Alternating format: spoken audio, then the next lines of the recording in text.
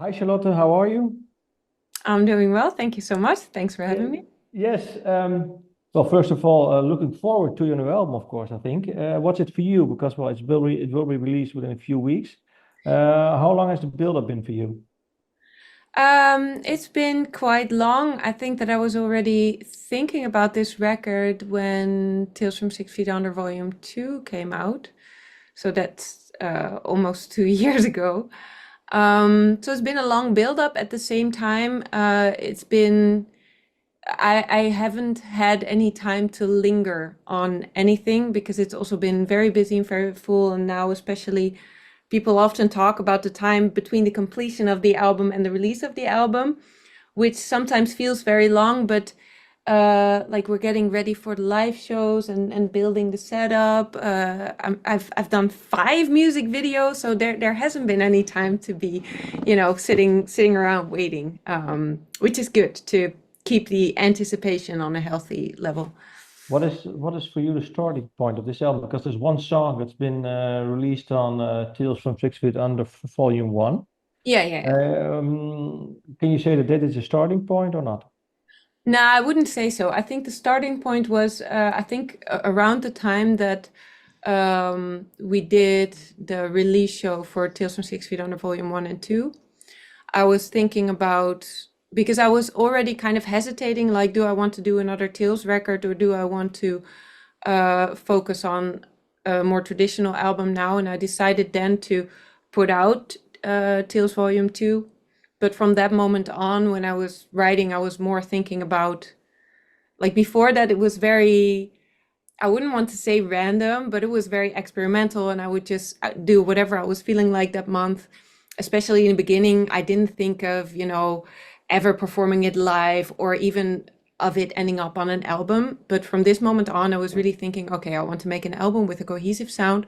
I want the band to perform on this album. So that from that moment on, kind of started writing with that mindset. And I think that All You Are is probably one of the first songs that I wrote for this album, and we already played that during the release show for Tales from 6 Feet Under. So it says a little bit about how that was kind of already an active thought Yeah. at that moment.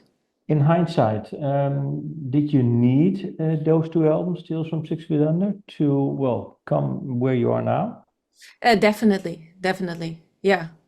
Um, because those were my very first experiences, like trying my hand at production, at doing, the full songwriting process alone.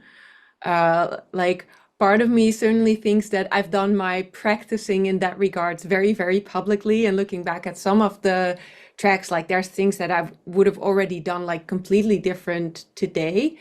At the same time, like I'm incredibly grateful that, I got to do those records. The way they got me through the pandemic and everything. And yeah, exactly like you said, without that experience, I also don't think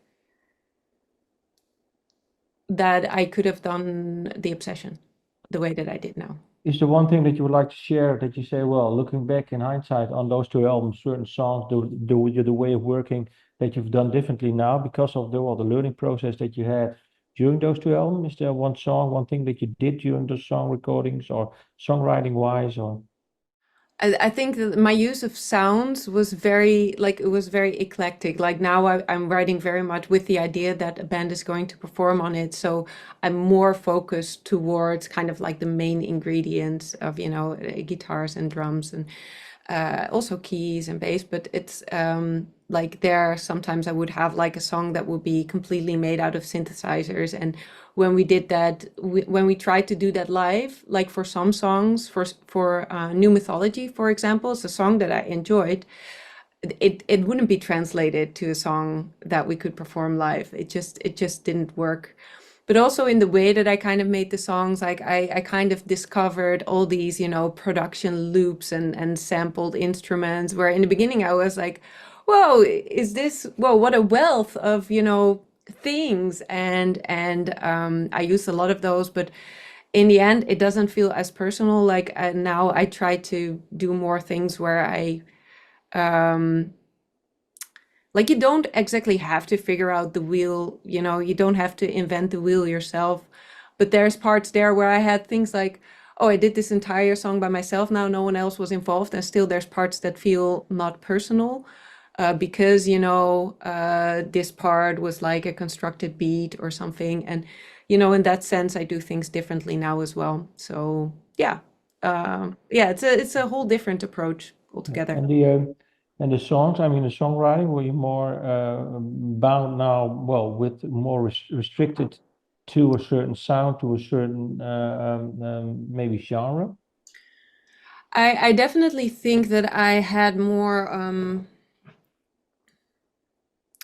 I did have a certain framework that I was thinking in, but I didn't really consider it as limiting. Rather, I considered it sort of a huge opportunity.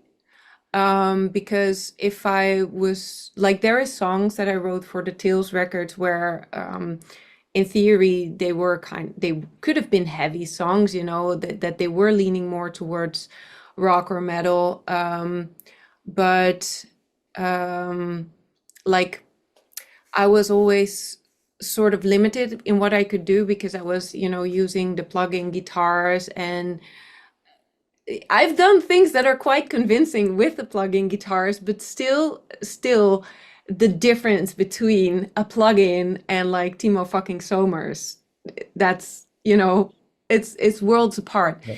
So when I was writing now, what I used to do there is like I could choose what I wanted to, but often I would go to electronic things because those would sound convincing electronically. And now when I was thinking about the band, yeah, like I said, I was writing more with the idea of, you know, I should make sure that this is a guitar-based song, or that, you know, but I saw that as a big opportunity because I thought if I deliver like a song and it's already kind of good in the way it is, like consider what it's going to be once Timo drums on it, once Timo plays the guitar on it, and you know, starts arranging the guitar parts. And so yes, it was more I would say more focused, not more limited. Yeah, focused. A certain song, I don't know if you want to go deeper into the lyrics, but I was thinking the first reference, maybe age-wise, is in the song the Exorcism. It's, Uh-huh. when I was 11, you told me I'm like the silver moon. Uh-huh. Yeah, I was thinking, I don't know if you want, for me it was a bit cryptic. Is this something that was, well, that happened during when you were 11 years old, so more like a metaphor? Yeah, what I did in the song The Exorcism is, so the song was basically about how you will have certain challenges, or, well, the metaphor that I put is certain demons that you have at certain parts of your life. And then, you know, you do the work, you go to therapy or whatever, how you deal with it. And you think, okay, now I'm done, you know, I'm better.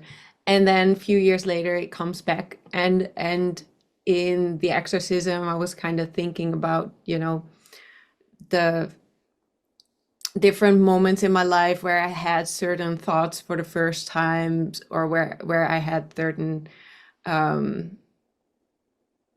yeah, not so nice thoughts and feelings for the first time, and how it kind of changed over the years, but how it kind of always returned, even though I thought, you know, I have exercised this, I have cast it aside.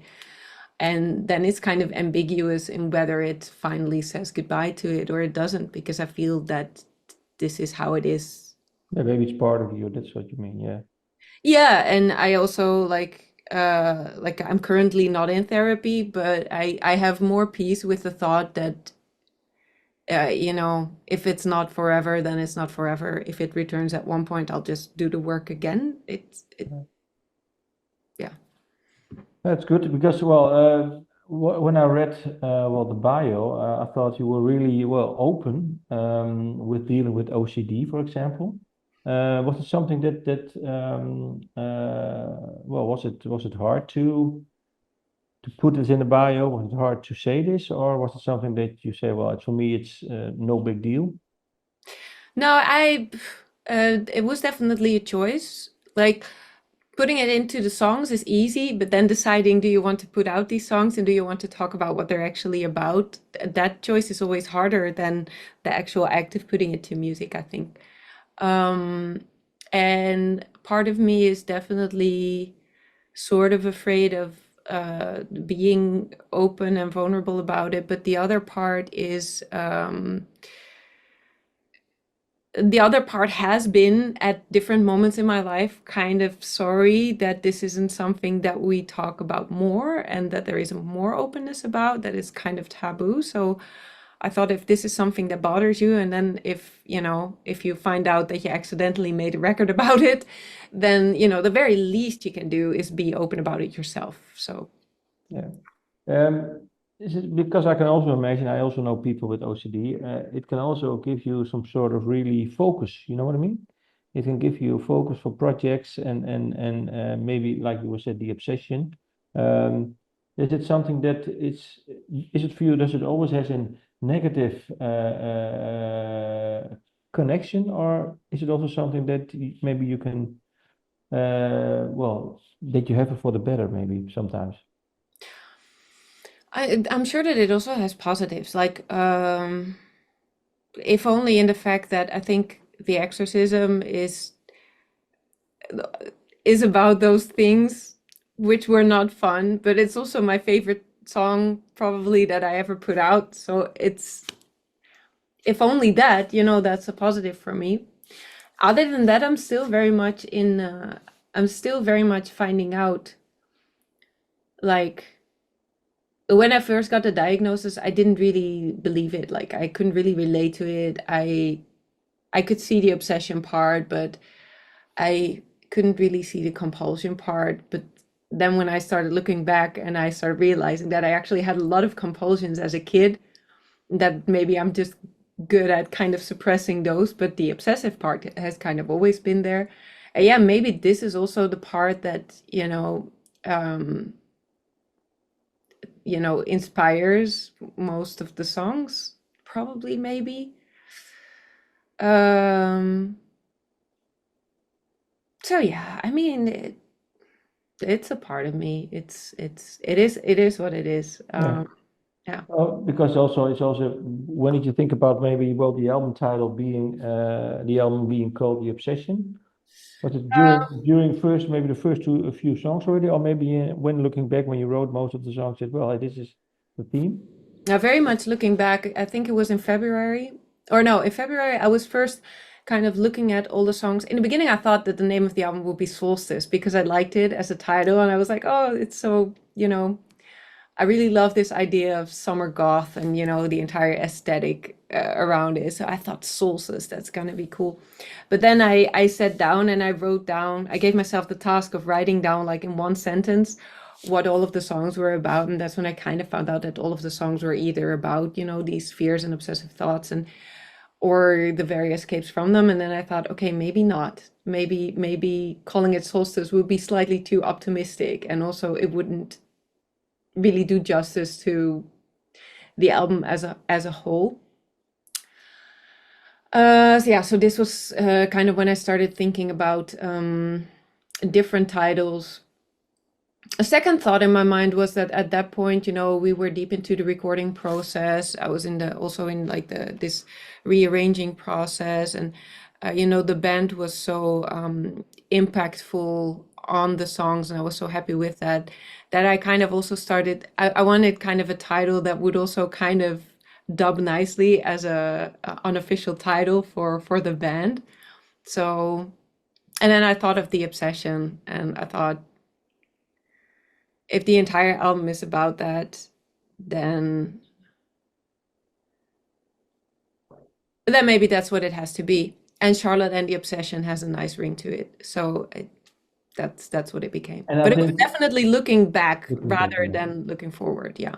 Now I think obsession, it can also be sometimes if you don't, well, if it doesn't if you don't have OCD, it can be nice. Yeah, but this is also Yeah, duality. yeah, Because at yeah. one point, I remember there was one song that was pretty dark that didn't make it to the album in the end, but it is on the vinyl as an extra track.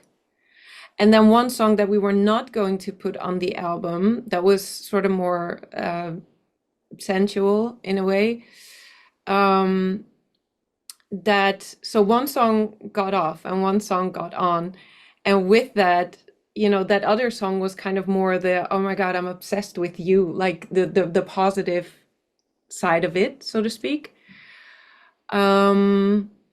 So that also made it like it's definitely both of those things also in the album title.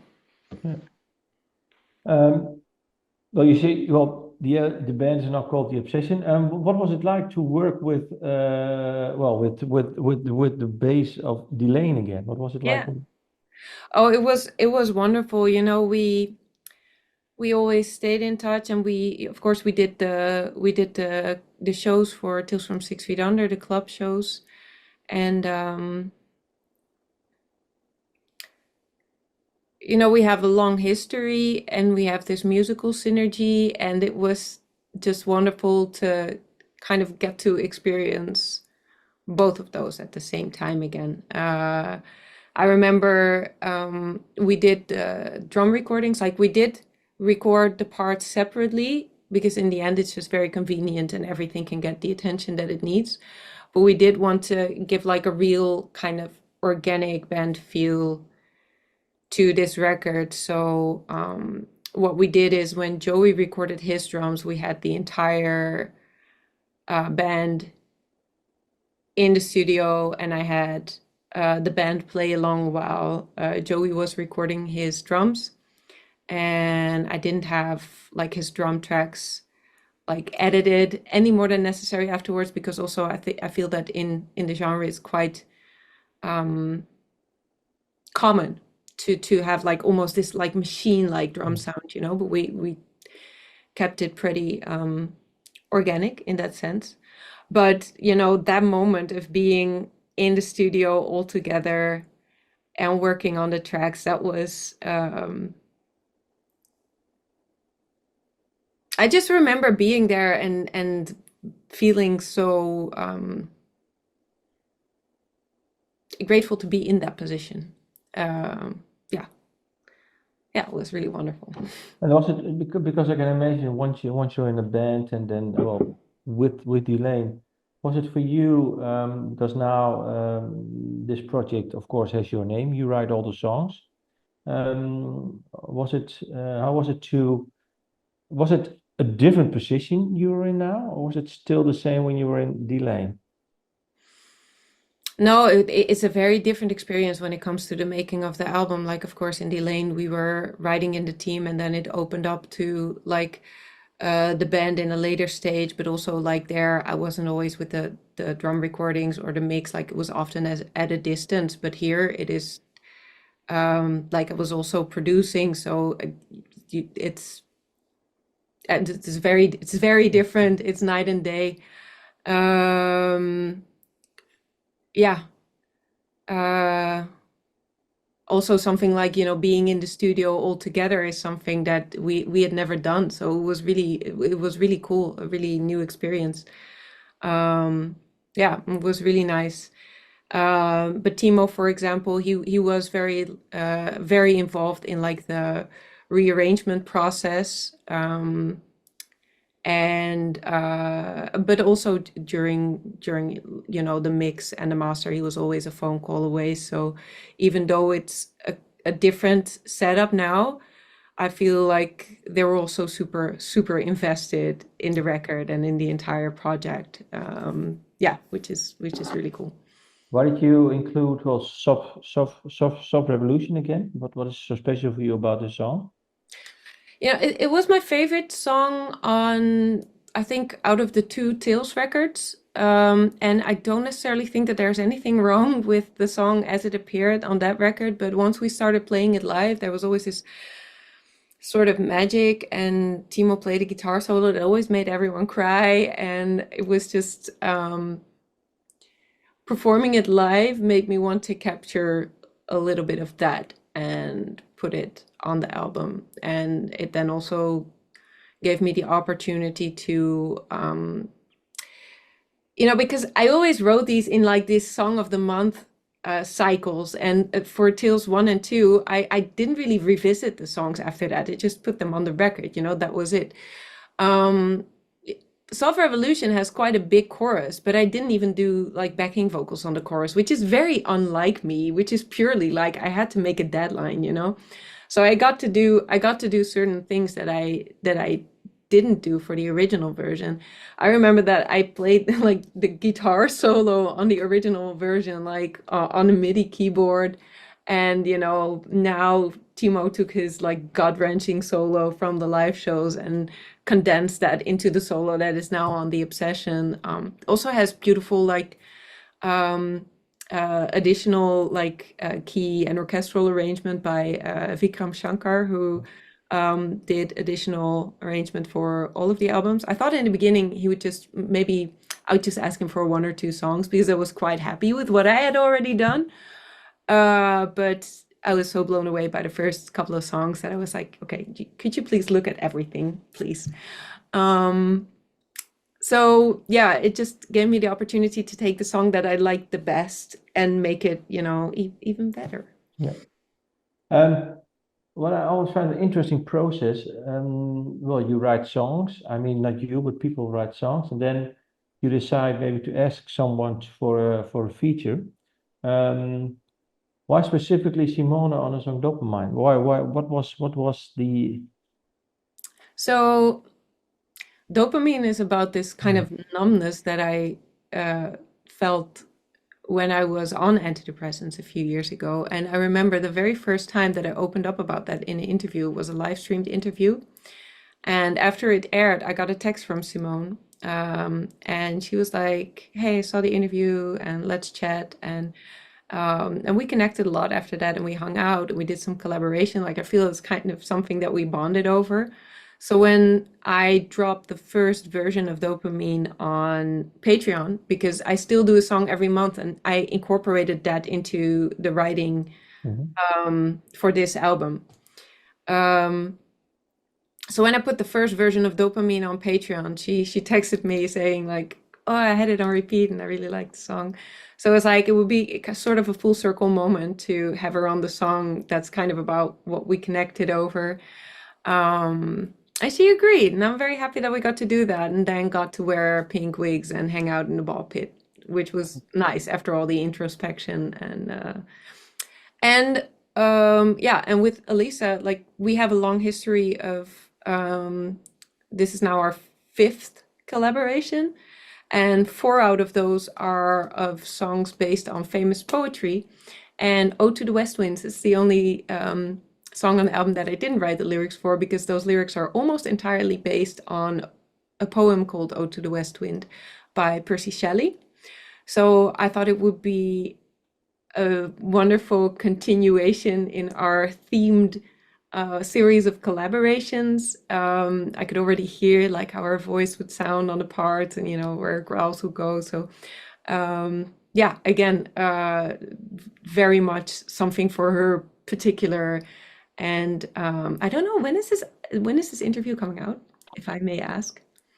Well, I think prior to a few days prior to the but well, if you want to share something and say this is news and it can only be aired after this and this date, then we can then it's okay, of course. Yeah, no, because the song with Elisa is going to be the final single before the album release, but I haven't announced it yet, but I will soon. So just talk about it. Yeah, just talk about it. I can. When will you release the song? The 18th. 18th. Then we will wait until after the 18th. Yeah, perfect. Okay. So yeah, we also recorded a video for that, and the fun thing about that was that we could we've done a lot of these collaborations also over the pandemic, on different sides of the globe, and for this one we could actually record a video together in the same room, which was very, very nice because I hadn't seen her for such a long time. What is the poem about? What is the theme of the poem? The theme of the poem is so it's called Ode to the Westwind, and the author kind of describes his admiration for the unstoppable force of nature, and he links it to himself, saying, I was once uncontrollable, and how he kind of wishes to be more untamed like nature. Which is something like, the album is a lot about fears, and I myself also feel, sometimes I feel very constricted by, my very own. So it was something that I thought was very beautiful and I could relate to. But he continues to talk about his legacy also on the earth.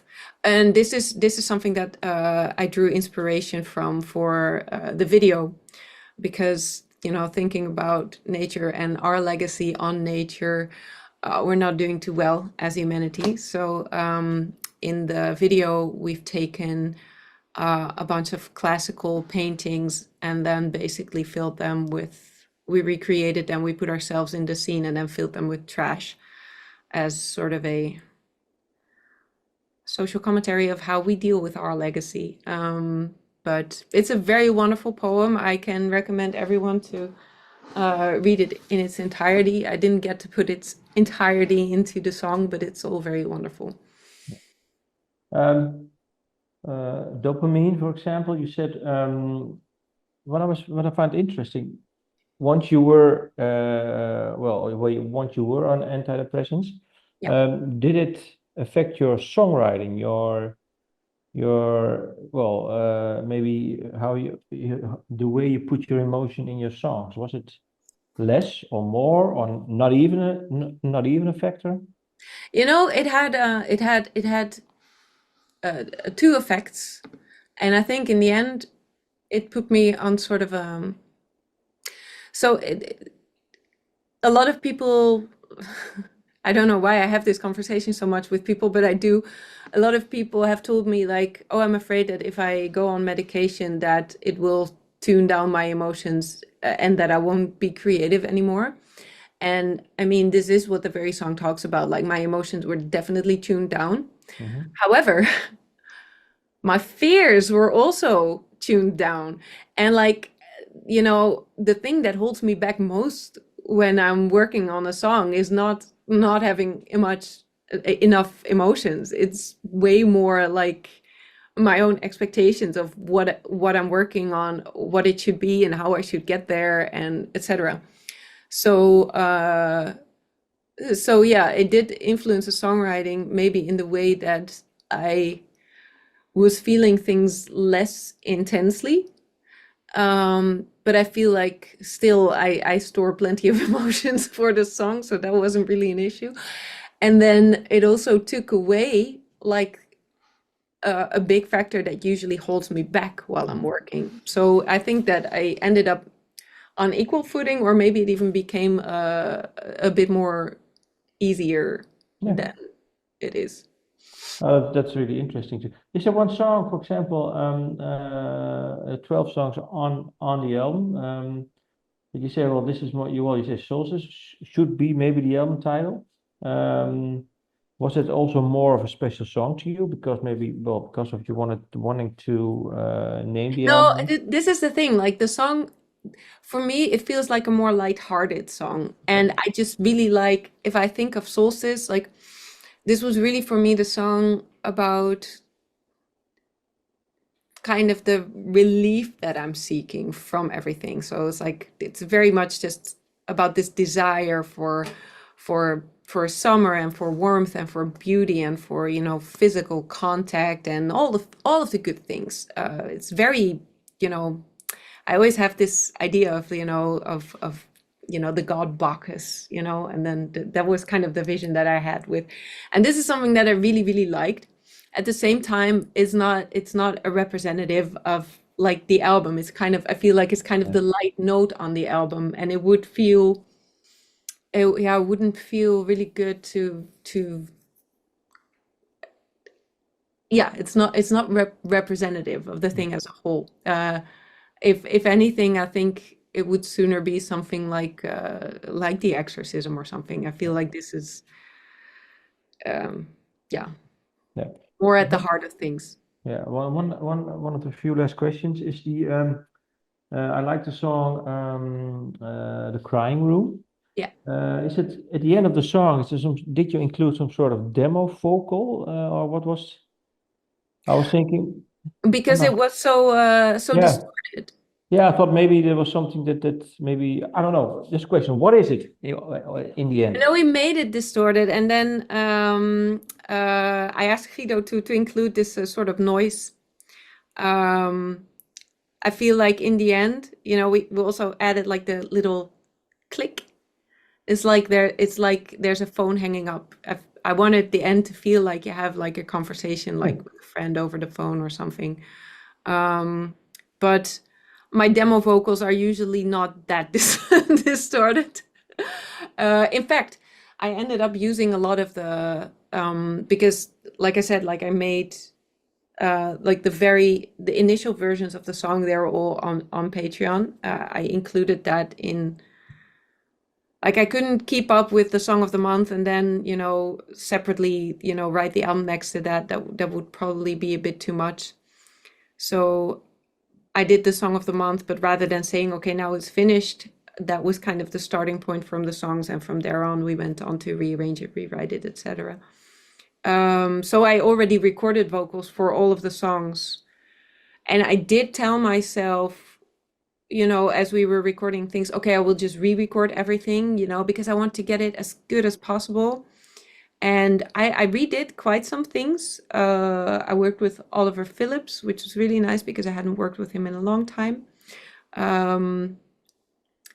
But I also used a lot of the old vocals from the Patreon recordings because, these are the vocals that I record them as I write them. And it's very hard to reproduce that feeling of the part when you just find it, when you just think it, when you're really feeling the emotion, when you're into it. So actually, it might actually be a demo vocal, but the thing that you hear on it is something that we added to it. Yeah. Well, why did you want the song to end this way? Why this vibe in the end? Oh, part of it was actually circumstantial. I remember that I had to transpose the song down. Okay, yeah, but this is going to sound because maybe it would be nicer if it was like a brilliant find or something, but this was quite circumstantial because I had COVID when I recorded the song. And I started the song not having COVID, and then I still had to do the final chorus. And I remember I couldn't hit the notes anymore because my voice was all, constricted. So I transposed it down to a key I thought would work. But when I transposed it down, I felt like, usually you want the song to end on like this huge climax.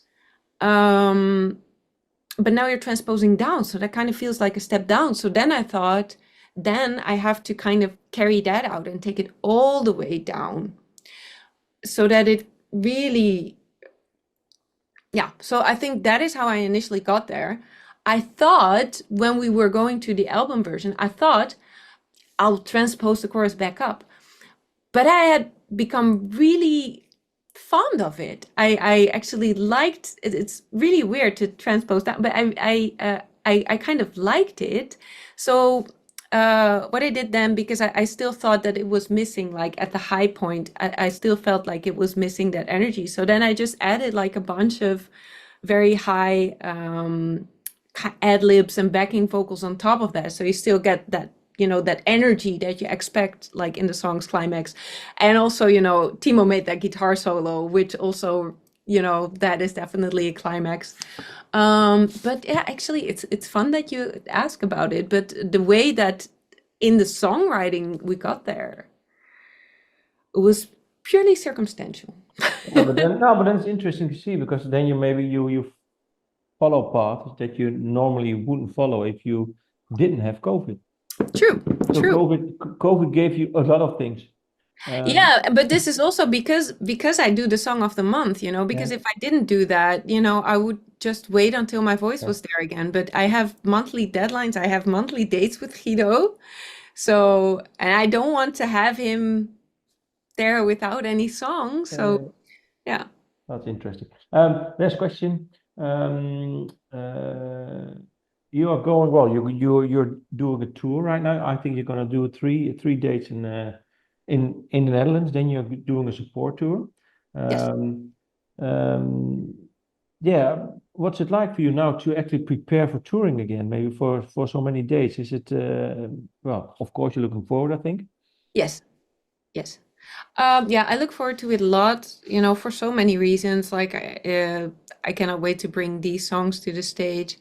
I'm very excited to see, how people are going to respond to it. I'm very excited anytime, I get to perform with the band. And it's been such a long time since we've actually been touring together. And I'm also very excited to be touring with Vola because I'm a very big fan of them. So I'm really, really excited that we got to make this happen. At the same time, it is 5 years ago since I've done my last full tour.